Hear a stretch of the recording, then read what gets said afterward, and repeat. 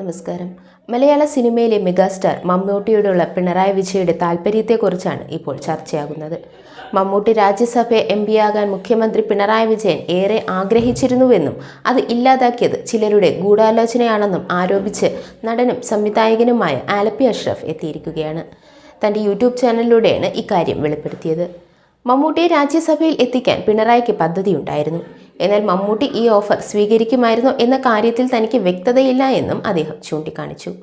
കൈരളി ചാനലിൻ്റെ ചെയർമാൻ കൂടിയായ നടൻ മമ്മൂട്ടി ഇടതുപക്ഷ സഹയാത്രികനായിരുന്നു. തൻ്റെ രാഷ്ട്രീയ നിലപാടുകൾ വെളിപ്പെടുത്തിയിട്ടില്ലാത്ത ചുരുക്കം ചില സൂപ്പർ താരങ്ങളിൽ ഒരാൾ കൂടിയായിരുന്നു മമ്മൂട്ടി. മമ്മൂട്ടി ചെയ്യുന്ന ചാരിറ്റി പ്രവർത്തനങ്ങളെക്കുറിച്ചെല്ലാം നമുക്ക് അറിയാവുന്നതാണ്.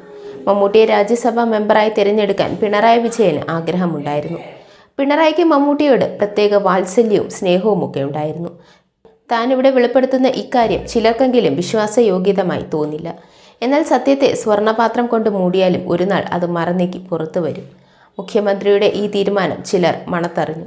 അതവരെ വല്ലാതെ അലോസരപ്പെടുത്തി. എന്നാൽ മമ്മൂട്ടി ഈ ഓഫർ സ്വീകരിക്കുമോ ഇല്ലയോ എന്നുള്ള കാര്യത്തെക്കുറിച്ച് തനിക്ക് അറിയില്ല എന്നാണ് അദ്ദേഹം പറഞ്ഞത്. മമ്മൂട്ടി ഏറെ വിശ്വസിക്കുകയും സ്നേഹിക്കുകയും എല്ലാ കാര്യങ്ങളും തുറന്നു പറയുകയും ചെയ്യുന്ന ചുരുക്കം ചില സ്നേഹിതരുടെ പാർട്ടിയിൽ ഉണ്ടായിരുന്നു. ഒരിക്കൽ മമ്മൂട്ടിയുടെ വിശ്വസ്തനായ സ്നേഹിതൻ മുഖ്യമന്ത്രിയുടെ ചേംബറിൽ ഇരിക്കുകയായിരുന്നു. അന്നത്തെ ഒരു പ്രധാന വിഷയം സംസാരിക്കാനായിട്ട് അദ്ദേഹം മമ്മൂട്ടിയെ ഫോൺ ചെയ്യുന്നു. എന്നാൽ മമ്മൂട്ടി ആ വിഷയത്തിൽ ശരിക്കും മുഖ്യമന്ത്രിയെ കുറ്റപ്പെടുത്തി സംസാരിക്കുകയാണ് ചെയ്തത്. മുഖ്യമന്ത്രിയെ കുറ്റപ്പെടുത്തി സംസാരിക്കാൻ തുടങ്ങിയപ്പോൾ തന്നെ ആ സ്നേഹിതൻ ഫോൺ സംഭാഷണം സ്പീക്കറിലേക്ക് മാറ്റിയെന്നായിരുന്നു ആലപ്പി അഷ്റഫ് പറഞ്ഞത്.